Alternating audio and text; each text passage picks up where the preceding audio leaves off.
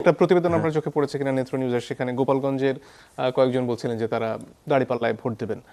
একটা প্রশ্ন আসছে যে আসলে কোন দল আওয়ামী লীগের সমর্থকদের বেশি এই সময় আসলে নিরাপত্তা দিতে পেরেছেন, তার উপরে হয়তো এটা নির্ভর করতে পারে। আপনার কি মনে না, হয়? এইটা যদি আওয়ামী লীগেরা ভাবে যে জামাত তাদেরকে নিরাপত্তা দিবে, এটার মতো ভয়ঙ্কর ভুল আর তারা কিছুতে করবে না। কারণ জামাত হলো এমন একটা দল যে তারা বন্ধু হলে মানে মানে আপনার আর শত্রু দরকার হবে না আর কি, এরকম একটা দল তারা। ফলে যদি আওয়ামী লীগ, আমি গোপালগঞ্জ নিয়ে একটু কনসার্ন, কারণ আমাদের দুইজন প্রার্থী আছে গোপালগঞ্জ 1 এবং 2-এ। একজন স্বতন্ত্র অ্যাডভোকেট উৎপল বিশ্বাস, তাকে হয়তো আপনাকে চিনেন আপনারা, এবং সে ওখানে স্বতন্ত্র দাঁড়িয়েছে আমাদের সমর্থনে। আর গোপালগঞ্জের আরেকটা আসনে সেখানে অধ্যক্ষ নিরোধ উনি দাঁড়িয়েছেন। ফলে ওইখানের যেই সাধারণ ভোটাররা তারা দাঁড়িপাল্লায় বা জামাতে ভোট দিবে এটা আমি ভাবি না। কিন্তু জামাত ইসলাম যেই এনভায়রনমেন্ট তৈরি করার চেষ্টা করছে বা যেই আবহাওয়া তৈরি করার চেষ্টা করছে যে তারা হচ্ছে সকল মানে জনগণের জন্য তারা কাজ করবে। কিন্তু আমি একটা কথা খুব স্পষ্ট করে বলতে চাই, যাদের ইতিহাস হচ্ছে হলো মানে বেইমানির ইতিহাস। 47 সালেও তারা পাকিস্তান আন্দোলনের সঙ্গে ছিল না, 71 সালে তারা বাংলাদেশ স্বাধীনতার সঙ্গে ছিল না, এবং মুক্তিযুদ্ধটা সংগঠিত হয়েছে পাকিস্তান বাহিনী আল বদর আল শামস রাজাকারের বিরুদ্ধে। এটা একটা মানে আমাদের যেই 2025 সালে 3রা জুন যে অধ্যাদেশ হয়েছিল মুক্তিযোদ্ধা কল্যাণ ট্রাস্টের, সেখানে কিন্তু স্পষ্ট বলা হয়েছে মুক্তিযুদ্ধ কি। মুক্তিযুদ্ধ মানে হচ্ছিল পাকিস্তানি বাহিনীর বিরুদ্ধে লড়াই, এবং তার সঙ্গে হচ্ছিল রাজাকার আল বদর আল শামস তৎকালীন মুসলিম লীগ, জামাত ইসলাম এবং নেজাম ইসলামের বিরুদ্ধে। ফলে তারা হচ্ছে দেশের শত্রু। আমরা তাদের বিরুদ্ধে লড়াই করে আমাদের পূর্বপুরুষরা বা আমাদের পূর্ব প্রজন্ম তাদের বিরুদ্ধে লড়াই করে রক্ত দিয়ে জীবন দিয়ে দেশকে স্বাধীন করেছে। ফলে যারা দেশটা স্বাধীন করার সময় দেশের বিরুদ্ধে ছিল, তারা দেশের মানুষের পক্ষে কি করবে এই বিষয়ে আমার সন্দেহ আছে। ফলে আজকে যদি কেউ মনে করে যে জামাত ইসলাম তাদেরকে রক্ষা করেছে, সেটা ভান। আর যে জোটের কথা বললেন, 2টা জোটের কথা বললেন, 3 নম্বর আরেকটা জোট আছে গণতান্ত্রিক যুক্ত ফ্রন্ট, যেটা বামপন্থীদের ফ্রন্ট। এখন 11 দলীয় জোট, এখন 10 দলীয় জোট বলা হচ্ছে। সেটা গঠন করা নিয়ে যেই নাটকীয়তা আমরা লক্ষ্য করলাম, এবং ইসলামী আন্দোলন তারা কোন দিকে যাবে, তাদের সাথে বিএনপি জোট হবে কিনা এটা দিবু ভাই ভালো বলতে পারবে। ফলে পুরো বিষয়টা কিন্তু এক ধরনের একটা মানে পাকিয়ে গেছে, যে ধোঁয়াশার মধ্যে আছে মানে এখন। একটা ধোঁয়াশা হয়ে গেছে যে কে কোন দিকে থাকবে। ফলে এই যে, এবং যেই জোটটার কথা বলা হচ্ছে 10 দলীয় জোট, তাদের দিক থেকে আমি যদি বলি যে তাদের মানে ক্ষমতায় যাওয়া তো অনেক দূর কি বাত, মানে খুব একটা ভালো সংখ্যায় জেতারও কোনো সম্ভাবনা আমি দেখি না মাঠ পর্যায়ে। জনাব ফরিদুল হক, জামাতের সাথে এনসিপি শেষ পর্যন্ত এই যে সমঝোতায় গেল, এবং এখন পর্যন্ত আপনাদের অভিজ্ঞতাটা কেমন, এবং সেখান থেকে ইসলামী আন্দোলন সরে যাওয়ায় আসলে পরিস্থিতিটা কি দাঁড়িয়েছে? খুব জটিল প্রশ্ন। অভিজ্ঞতাটা আমার জন্য এই প্রশ্নের উত্তর দেওয়াটা একটু কঠিন, কারণ আপনি জানেন আমি সহ আমরা 30 জন হচ্ছে আমাদের কেন্দ্রীয় কমিটি, 30 জন নেতা আমরা এই জোটের বিরোধিতা করে আমরা একটা নোট অফ ডিসেন্ট দিয়েছিলাম। যদিও এটা একটা ইন্টারনাল ডকুমেন্ট ছিল, পরে পাবলিকলি চলে এসছে। তো স্বভাবতই মানে যেহেতু আমার এটা অবস্থানগত কারণে এই জোট সংক্রান্ত ইস্যুগুলোর মধ্যে আমি খুব বেশি আসলে ইনভলভ না। তো এটা আসলে কি হচ্ছে আমি এটা ভেতরে বলা আমার জন্য একটু ডিফিকাল্ট। আমি ভেতরে এত খবর রাখছি না। আমি মোর কনসার্ন হচ্ছে এনসিপির সাংগঠনিক অবস্থান এবং এনসিপির যারা নেতাকর্মী সারা দেশে আছে তাদেরকে নিয়ে আমি মোর কনসার্ন। একটা তো যুক্তি দেওয়া হয়েছিল যে আসলে নির্বাচন কেন্দ্রিক যে পরিস্থিতি দেশে তৈরি হয়েছে, বিশেষ করে ওসমান হাদির হত্যাকাণ্ডের পর, নিরাপত্তার ব্যাপারটি নাহিদ ইসলাম একেবারে সামনে নিয়ে এসেছিলেন। সেই ব্যাপারে মাঠ পর্যায়ে কোনো পরিবর্তন দেখছেন? এইটা নিরাপত্তার ব্যাপারটা ধরেন এটা একটা এখন ব্যাপারটা হচ্ছে যে এইটা আমি ঠিক ওনার ওই পুরো বক্তব্যের সাথে আবার ধরেন একমত ছিলাম না। এই ঝুঁকি বাংলাদেশে থাকবে, এই ঝুঁকি নিয়েই আপনাকে রাজনীতি করতে হবে। এখন এটা জোট করার মধ্য দিয়ে ঝুঁকি মিনিমাইজ হয় কি না আমি এটা ঠিক এখনও শিওর না, এটা আরও টাইম গেলে বুঝতে পারবো আমরা। কিন্তু আমি যে জায়গাটাতে মূল কনসার্ন, মানে যে জায়গাটা আমি বলতে পারি আমি নিজে যে জায়গাটা ফেস করছি মানে এই জোট হওয়ার পরে, সেটা হচ্ছে যে 30 আসনে জোটের সাথে এনসিপি নির্বাচন করতেছে। বাকি যে 270 আসন, এই 270 আসনের উপরে যে প্রভাবটা পড়ছে ওইটা আমি আসলে মোর ফেস করছি, যে ওইটা আমাদের জন্য মোর চ্যালেঞ্জিং। ব্যাপারটা কীরকম? ব্যাপারটা হচ্ছে যে ধরেন যেই জায়গাগুলোতে আমাদের প্রার্থী থাকছে না, মানে এই মুহূর্তে যে জায়গাগুলোতে প্রার্থী নাই, ওইখানে ধরেন আমার যদি একটা নির্বাচনী আসনে 50 জন কর্মীও থাকে, ওই মানুষরা কি করবে? এটা একটা খুব গুরুত্বপূর্ণ কোশ্চেন। কারণ এনসিপি একটা নতুন দল এবং এটা কোনো ক্যাডার বেস দল না। এবং আমাদের নেতাকর্মীরা ওই মাত্রার লয়াল না যে আমি তাকে জাস্ট একটা সুইচ চাপ দিব সেন্ট্রাল থেকে এবং সে যে জোটের প্রার্থীর জন্য নির্বাচন করতে থাকবে, এটা হওয়াটা খুব ডিফিকাল্ট। 2 নম্বর যে চ্যালেঞ্জটা আমরা ফেস করতেছি সেটা হচ্ছে ধরেন একটা আসলে আমার 5,000 ভোট আছে, ছিল হয়তো 5,000 ভোট হয়তো ছিল, কিন্তু আমি এখানে ক্যান্ডিডেটই দেইনি। তাতে করে যেটা হয়েছে যে ওই যে 5,000 মানুষ যে আসলে আমাকে সমর্থন দিয়েছিল, এনসিপিকে যে সমর্থন দিয়েছিল, আমি তার এজেন্সি কেটে নিয়েছি, মানে এনসিপি এই সিদ্ধান্তটা নেওয়ার মধ্যে। তো ব্যাপারটা আসলে খুব জটিল। এখন আমরা যেটা করতেছি, আমরা মূলত হচ্ছে এটার জন্য আমরা এই ড্যামেজটা কন্ট্রোল করার জন্য এটা বলা যায় আমরা প্রধানত আমরা এই গণভোটের পক্ষে আমরা আলাদা একটা কার্যক্রম উদ্যোগ নিয়েছি। যে আসনগুলোতে এনসিপির প্রার্থী থাকবে না সেখানে আমরা গণভোটের অ্যাম্বাসেডর দিব, ওনারা ওই আসনগুলোতে গণভোটের পক্ষে প্রচারণা চালাবেন।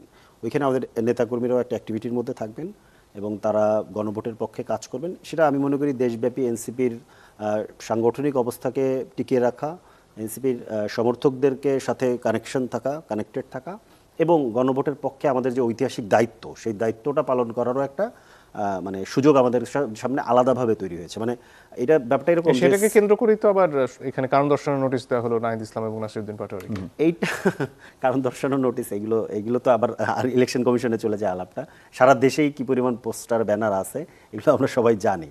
এখন এইটা আমাদেরকে দেওয়া হয়েছে। যাই হোক, এটা নিয়ে আমি আসলে এই মুহূর্তে মন্তব্য করতে চাচ্ছি না, কিন্তু গণভোটের সাথে আমি যেটা একটু বলতে চাই সেটা হচ্ছে যে আমাদের জন্য যেটা আমি মনে করি যে একদিক থেকে আমাদের জন্য কিছুটা ক্ষতিগ্রস্ত কিংবা ঝুঁকি তৈরি হয়েছে, যেমন পাশাপাশি আমরা এখন এই পাল্টা যে ব্যবস্থাটা, মানে পাল্টা যে উদ্যোগটা আমরা নিয়েছি, আমি মনে করি এটা আমাদের জন্য আরেকটা ঐতিহাসিক দায়িত্ব পালনের সুযোগ তৈরি করে দিয়েছে। এটা একটা পজিটিভ জিনিস, মানে নেগেটিভের মধ্যে অনেক সময় পজিটিভ জিনিস আসে না, তো আমাদের জন্য এটা একটা পজিটিভ জিনিস হচ্ছে যে আমরা এই গণভোটের পক্ষে ক্যাম্পেইনে যদি মাঠে দেখি, ধরেন আমাকে যদি আপনি প্রশ্ন করতেন যে বাংলাদেশে ধরেন সামনের নির্বাচন, আপনার সামনে দুইটার যে কোনো একটা অপশন বেছে নিতে হবে, আইদার আপনি গণভোটের পক্ষে ক্যাম্পেইন করবেন অথবা আপনি নিজে পার্লামেন্টে যাওয়ার জন্য ইলেকশন করবেন, কোনটা আপনি করতেন? আমি এখনও বলতেছি আমি অলরেডি নিজেকে সংসদ নির্বাচন থেকে প্রত্যাহার করে নিয়েছি, কিন্তু ওই আগেও যদি আমাকে কেউ জিজ্ঞেস করতো আমি দ্বিতীয়টা করতাম, মানে আমি গণভোটের পক্ষে থাকতাম। কারণ আমি মনে করি এই গণভোটটা আমাদের জন্য খুবই গুরুত্বপূর্ণ একটা ঐতিহাসিক মোমেন্ট এবং প্রথমবারের মতো আমার রিডিং, আপনি আইনের মানুষ আরও ভালো বলতে পারবেন, বাংলাদেশের কিংবা এই ভূভাগের কনস্টিটিউশনাল হিস্ট্রির প্রথমবারের মতো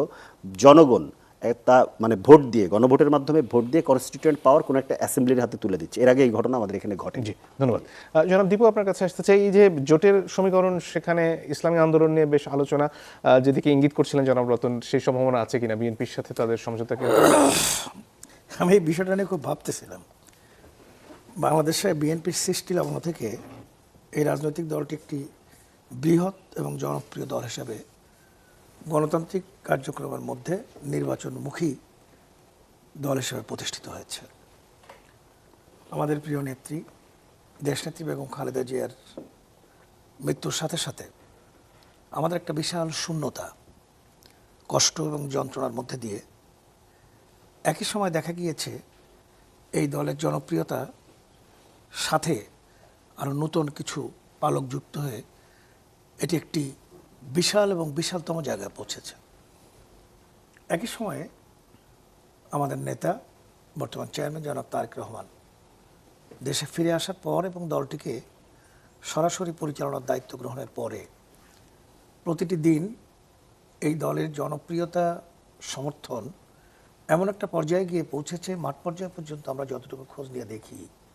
এবং একটু আগেই যে আলোচনা হচ্ছিল যে জামাত বা জোট তাদের নির্বাচনের মধ্য দিয়ে ক্ষমতায় যাওয়া তো দূরের কথা, আসন সংখ্যা কত দাঁড়াবে এটা নিয়ে আমরা নিজেরা একটু সংশয়ের মধ্যে আছি। আমরা মাঝে মাঝে এরকমও ভাবি যে একটা গণতান্ত্রিক রাষ্ট্র কাঠামোতে সংসদ নির্বাচন যখন অনুষ্ঠিত হয় তার একটি বিরোধী দল, শক্তিশালী বিরোধী দল থাকা একান্ত প্রয়োজন। আমরা অনেককে অনুরোধ করেও একটা বিরোধী দল, শক্তিশালী এবং মোটামুটি আকারের একটা বিরোধী দল বাংলাদেশে গড়ে উঠবে কিনা, আজকে পর্যন্ত যে রিডিং জনগণের ভোট পরিসংখ্যানে, তাতে আমার সন্দেহ হয় যে এরকম কিছু হওয়ার সম্ভাবনা একদম কম। সম্পূর্ণ নিরপেক্ষ নির্বাচন হবে এটা আমরা মনে করি, স্বচ্ছ নির্বাচন হবে এটা আমরা মনে করি। কোনো প্রকার অস্বচ্ছতা ছাড়াই যদি জনগণ ভোট দেয়, সে ভোটেই বিএনপি এবং তার সাথীদেরকে নিয়ে যে নির্বাচনী প্রক্রিয়ার মধ্যে বিএনপি এ পর্যন্ত আছে, তাতে নতুন করে আর কোনো ক্ষেত্র, অন্য কোনো পরিধি বাড়ানো বিএনপি খুব আবশ্যক বলে মনে করছে। সাম্প্রতিক কিছু জরিপে তো জামাতকে 30% পর্যন্ত ভোটের কথা বলা হচ্ছে। হ্যাঁ, এরা যাচ্ছে, বিভিন্নমুখী আলোচনা করা হচ্ছে এবং এই আলোচনাগুলো একটা বিরোধী দল বাংলাদেশে থাকুক এবং বিরোধী রাজনৈতিক দল না থাকলে একটা পার্লামেন্টের কোনো সৌন্দর্য থাকে না, এটাই মূল সৌন্দর্য।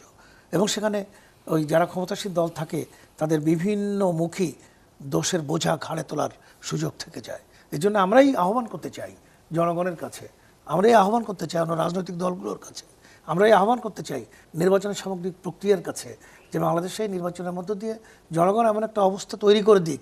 আমরা দেখতেই পাচ্ছি যে বিএনপি একটা ভূমিধস বিজয় আপনাদের এই ধারণাটার ভিত্তি কি? রহমান যখন দেশে আসলেন তার উপস্থিতির বার্তাটা নিয়ে সারা দেশ থেকে যে পরিমাণ মানুষ ঢাকায় সমবেত হয়েছিল, এটি তো অন্য কোনো কারণে আসে না। এর মধ্যে বিএনপির সমর্থক নেতা কর্মীদের সংখ্যাই ছিল বেশি, এবং সেই সংখ্যাটাকে যদি আমি হিসাব করি তাহলে একটা রাজনৈতিক দল হিসাবে বাংলাদেশে বিএনপির সর্বাপেক্ষা বিরোধী দল হিসাবে যদি কেউ নিজেদেরকে মনে করে, তারা বিএনপিকে সর্ববৃহৎ রাজনৈতিক দল বলা ছাড়া অন্য কোনো পথ নেই। মনে পর আপনি 300 আসনে প্রার্থী দেওয়ার ক্ষেত্রে বিবেচনা করে দেখবেন বিএনপিতে যে প্রার্থীগুলো হয়েছে তাদের গুণগত অবস্থানগত এটা তো অবশ্যই মানে নেগেটিভ প্রভাব তো রাখছেই। এই ধরনের ফেক জিনিস এই দিয়ে তৈরি করে এটা প্রচার করলে এটা তো নেগেটিভ প্রভাব রাখছেই। তো এটা কিন্তু নির্বাচন কমিশনের খুব সুনির্দিষ্ট ইয়ে আছে, বিধি আছে, তারা এগুলো অলরেডি অ্যাড্রেস করেছে। আমি মনে করি এটার ব্যাপারে তদন্ত করে তাদের খুব শক্ত অবস্থানে নেওয়া উচিত, কারণ এটা আজকে একটা দল করেছে, কালকে আরেকটা দল করবে। ইভেন এমনও তো হওয়ার সুযোগ আছে যে এনসিপির হয়ে কেউ একজন করে দিয়ে দায়টা এনসিপির কাঁধে চাপাবে, এটারও সুযোগ আছে। তো এটা যে কারোর জন্যই এই সুযোগ আছে। তো এরকম আশঙ্কা যেহেতু আছে, নির্বাচন কমিশনের এই ব্যাপারে একটা শক্ত পদক্ষেপ এবং ভূমিকা নেওয়া উচিত বলে আমি মনে করি। এবং যারাই এটা করেছে, যদি এটা কোনো দলের পক্ষ থেকে করা হয়ে থাকে তাদের দলও এটা, আমি মনে করি যে এটা নৈতিকভাবে এটা ঠিক কাজ করেনি। এটা খুবই এমনিতে সাইবার স্পেস বা সামাজিক যোগাযোগ মাধ্যম আসলে নির্বাচনে এবার কতটুকু গুরুত্বপূর্ণ? এটা অনেক গুরুত্বপূর্ণ, খুবই গুরুত্বপূর্ণ। এই জন্য এই ব্যাপারটা খুব সিরিয়াসলি দেখা উচিত। মানে সেটা পজিটিভলিও গুরুত্বপূর্ণ, নেগেটিভলিও গুরুত্বপূর্ণ। মানে এমনিতে দল দুই ধরনের প্রপাগান্ডা হয়, যে একটা হচ্ছে যে পজিটিভ প্রপাগান্ডা আমার নিজের পক্ষে, আর একটা হচ্ছে অন্যের বিপক্ষে নেগেটিভ প্রপাগান্ডা করে অন্যকে কি বলে যে দায় চাপানো কিংবা তাকে ইয়ে করার চেষ্টা করা, হারানোর চেষ্টা করা, এটাও দুইটাই হয়। তো এই ব্যাপারগুলোতে শক্ত নীতিমালা এবং শক্ত পদক্ষেপ নির্বাচন কমিশনকে নেওয়া খুবই জরুরি। এবং এইবার যেটা হচ্ছে, যেহেতু পোস্টার থাকছে না কিংবা আগেরকার প্রচার মাধ্যমের অনেকগুলো জিনিসই থাকছে না, যেহেতু প্রচারের একটা বড় অংশ কিন্তু এবার অনলাইনের উপরে নির্ভর করবে। তো সেই ব্যাপারে এই মাত্রায় প্রচারের অনলাইনের উপর 2008-এ তো ফেসবুক আসলে এই অবস্থায় ছিল না। এরপরে যে 3টা নির্বাচন, এটা নিয়ে আসলে আলাপের কোনো প্রয়োজন নেই। তো আমরা আসলে অনলাইন ফেসবুক, ইউটিউব সহ অন্যান্য একেবারে এআইটিআই সব মিলে, অন্যান্য সব কিছু মিলে এইবারের নির্বাচনটাই হচ্ছে সবচেয়ে বেশি ব্যবহারের, প্রথমবারের মতো সবচেয়ে বেশি ব্যবহার হতে যাচ্ছে। তো সেই জায়গা থেকে এইটা নিয়ে বিশেষভাবে কোনো মানে নজরদারি করা এবং বিশেষভাবে এই জিনিস এটাকে ঠিকমতো এটা ব্যবহার হচ্ছে কিনা, অপব্যবহার হচ্ছে কিনা, এটার জন্য একটা আলাদা সেল নির্বাচন কমিশনের করা দরকার ছিল। এটা এখনও আমি মনে করি 1-2 দিনেও চাইলে করা সম্ভব। অনেক এক্সপার্ট আছে আমাদের দেশে, বিদেশে, মানে আমাদের যারা প্রবাসী আছেন, যারা এক্সপার্ট, তাদের কাছ থেকেও সহায়তা নিয়ে এটা খুব দ্রুতই একটা ইয়ে করা যেতে পারে। এরপরে হচ্ছে যে ফ্যাক্ট চেকিং যে অর্গানাইজেশনগুলো আমাদের এখানে গড়ে উঠেছে, অনেকগুলো মানে ফ্যাক্ট চেকার সংস্থায় কিন্তু ভালো কাজ করছেন, তাদেরকে এখানে ব্যবহার করা যেতে পারে। এই সব মিলে এই জিনিসটাকে সরাসরি একদম ধরেন প্রম্পটলি 24/7 নির্বাচন কমিশনের এই বিষয়টাকে নজরদারির মধ্যে আনা দরকার। এটা খুবই মানে প্রয়োজনীয়। নির্বাচনটা ভালোভাবে প্রশ্নবিদ্ধ হওয়া, মানে প্রশ্নহীন হওয়ার জন্য এটা খুব জরুরি। জি জনাব দীপু, এই যে নতুন বাস্তবতা, অনলাইন মাধ্যম যেখানে এত প্রবলভাবে প্রভাব রাখছে সমাজে, বিএনপি আসলে এটাকে কিভাবে দেখছে? অবশ্যই এতে অপপ্রচার যেটা ফরিদভাই বলছিলেন যে নেগেটিভ এবং পজিটিভ দিকগুলো, আমরা পজিটিভ অনলাইনে আমার পক্ষে আমার কথা জনগণকে বোঝানোর জন্য, জনগণের দৃষ্টিভঙ্গি আমার দিকে আকৃষ্ট করার জন্য অবশ্যই বলা আমার জন্য সুযোগ আছে এবং সেটা আমি করতে চাই। একই সময়ে আমি অপরকে আক্রান্ত করার ক্ষেত্রে আমাকে বিবেচনায় আনতে হবে যে আমি তাকে ডিফেম না করে, আমি তাকে এমন কোনো ক্রিটিসিজমের মধ্যে নিয়ে না আসি যেটা মিথ্যা সম্পূর্ণ। আজকে দেখতেছিলাম একটা প্রচার চলছে, রুমিন ফারহানাকে তারেক রহমান অবশেষে গলায় ফুলের মালা দিলেন ছবিসহ। এই যে সত্যি জিজ্ঞাসা করলা কেন, এটা মিথ্যা, তাহলে এটা করে কেন? এখন এই করে কেন উত্তরটা যদি এইটা যদি নির্বাচন কমিশন এখন না দেখে এবং স্ট্রংলি যদি এগুলোকে বন্ধ করা না হয়, তাহলে অপপ্রচার একটা সত্যকে মিথ্যায় এবং তাদের সেই দক্ষতা আছে বলে মনে হয়? হ্যাঁ, দক্ষতা ঘাটতি আছে, তবুও পদক্ষেপ নিতে হবে। ফরিদভাই যেটা বলছিলেন, ইমিডিয়েটলি ব্যাপারে পদক্ষেপ নেওয়া উচিত। এক্সপার্ট যা আছে এদেরকে কাজে লাগিয়ে অন্তত একটা স্টেপ নিলেও কিছুটা ভয় থাকবে। শাস্তির একটা বিধান করে দিলে কিছুটা ভয় থাকবে, বিষয়টাকে প্রচার করলে কিছুটা ভয় থাকবে, ডিটেক্ট করার পদক্ষেপ গ্রহণ করা হচ্ছে এটা বললে কিছুটা ভয় থাকবে। এই জন্য একদম যদি ছেড়ে দেওয়া হয় তাহলে তো বেপ্রভাবে এই অপপ্রচারগুলোকে কন্টেন্টের মতো করে দিয়ে এমন একটা অবস্থা তৈরি করবে যে অবস্থাটা গোটা নির্বাচন ব্যবস্থাটাকে প্রশ্নবিদ্ধ করে ফেলতে পারে। এই জন্য এটা এখনই জরুরি ভিত্তিতে যতটুকু সঙ্গতি আছে, যতটুকু সক্ষমতা আছে সেটুকু কাজে লাগিয়ে সেই পদক্ষেপ গ্রহণ করা উচিত বলে আমরা মনে করি। জি, জনাব রতন, আপনার কাছে ফিরে আসি। এই যে নির্বাচন একেবারে পুঙ্খানুপুঙ্খভাবে পর্যবেক্ষণ করার জন্য সিসি ক্যামেরা ব্যবহার করার কথা অনেক আগে বলা হচ্ছিল, সে ব্যাপারে নাকি বরাদ্দ আছে, কিন্তু কেনার নাকি নির্দেশনা নেই আজকে যে খবর দেখছিলাম গণমাধ্যমে। আসলে এই যে নির্বাচনের ব্যাপারে নিরাপত্তা, নির্বাচন স্বচ্ছ করার জন্য যে পদক্ষেপগুলো নেওয়ার দরকার সেগুলোর প্রস্তুতি যথেষ্ট মনে হচ্ছে কিনা? না, এই বিষয়টা আমার কাছে মনে হয় একটু ঘাটতি আছে। কারণ হচ্ছে যে নির্বাচন কমিশন রাজনৈতিক দল, সুশীল সমাজ, বিভিন্ন সমাজের বিভিন্ন পেশার মানুষের সাথে বসেছিলেন এবং অনেক পরামর্শ কিন্তু সেখানে দেওয়া ছিল, আমরাও দিয়েছিলাম অনেক পরামর্শ। সেই পরামর্শগুলি কিন্তু মানে শুনেছেন তারা, কিন্তু ওনারা গ্রহণ করেছেন কিনা বোঝা যাচ্ছে না। যেমন এআই নিয়ে যে কথাটা আপনি বলছিলেন, এই কথাটা কিন্তু বারবার বলা হয়েছিল যে এবার কিন্তু এআইয়ের মাধ্যমে বা সামাজিক যোগাযোগ মাধ্যমে পরস্পরের ব্যক্তিত্ব মানে নিয়ে আঘাত করার সম্ভাবনা দেখা যাবে এবং প্রচুর মিথ্যাচার করা হবে। ফলে তারা শুরুতেই কিন্তু এটা সতর্ক হতে পারতো এবং কমিশনের যদি এক্সপার্ট নাও থাকে, কমিশন তো হায়ার করতে পারে, নানা রকম ব্যক্তিকে হায়ার করতে, তারা একটা আলাদা ডিপার্টমেন্ট করতে পারতো যাতে এই জায়গাটায় মানে কোনো ধরনের আক্রমণ, যাতে ব্যক্তিগত চরিত্র হননের জায়গাটা যেন না থাকে। আর হচ্ছে যে আপনার অন্যান্য যেই নিরাপত্তার বিষয়, আমি এখানে দেখলাম জামাতে ইসলাম গতকালকে তারা দেখা করেছে এবং তারা কি বলেছে আসলে জিনিসটা হলো মানে মানে ঠিক আমি বুঝতে পারি নাই যে তারা কি মানে কোথায় ঢুকতে পারবে না নিরাপত্তা কর্মীরা। কারণ আমরা তো নিরাপত্তা চাই। আপনি যদি মনে করেন যে কোনো মানে প্রথম কথা, আমরা নির্বাচন কমিশনে একটা কথা বলেছিলাম যে নির্বাচনের দিনের যে ব্যবস্থাপনা সেটাকে পরিবর্তন করা দরকার। কারণ হচ্ছে যেন কীভাবে থাকে যে presiding officer, assistant presiding officer এবং পোলিং অফিসার, তারা কিন্তু স্থানীয় স্কুলের, প্রাইমারি স্কুলের, হাই স্কুলের এবং কলেজের মানে শিক্ষকরা থাকেন এবং তাদের অধিকাংশই কোনো না কোনো দলের প্রতি আনুগত্য থাকে। আমরা 2018 সালে আমি দেখেছি, এটা আমি খুব প্রত্যক্ষভাবে দেখেছি যে এরা সব একটা নির্দিষ্ট দলের, যারা পতিত স্বৈরাচার তাদের দলের নেতা ছিলাম, তারা ম্যানিপুলেট করছেন। ফলে ওই যে যদি এখনও এই নির্বাচনে যদি কোনো একটা নির্দিষ্ট দলের পক্ষে কোনো প্রিজাইডিং অফিসার, কোনো অ্যাসিস্ট্যান্ট প্রিজাইডিং অফিসার, কোনো পোলিং অফিসার যদি কোনো অ্যাক্টিভিটিস করেন, তাহলে তো নিরাপত্তা যারা নিযুক্ত আছেন তাদের তো কর্তব্য হচ্ছে যে তাদেরকে হলো মানে নির্বাচন কমিশনের যারা রিটার্নিং অফিসারের পক্ষ থেকে তাদেরকে থামানো।